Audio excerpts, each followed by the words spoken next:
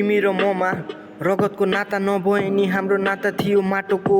सबले न्याय दिने कानुन तिमी माथि वज्रपात ओइरिँदा खै किन आज लाटो भो। तिमी छँदा स्वर्ग जस्तो देश, तिमी नहुँदा टाउकेहरूलाई गरी खाने भाँडो भो। विश्वभरि चिनिएको देश सम्हाल्न नसकेर तिनीहरूलाई फेरि घाँडो भो। तिमीले जसरी कहाँ इज्जत गर्न सकेर तिनीहरूले हाम्रो माटोको। हामी सानो थियो जब यो घटना भयो, नेपालको शिरबाट उसको बुवाको हात खोसियो।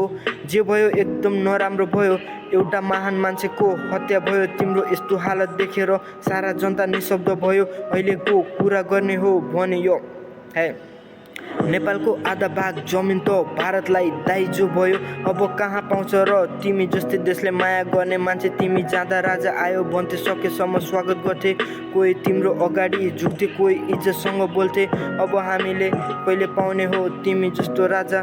सम्झिँदा नि दुःख लाग्छ मलाई आज यो है यो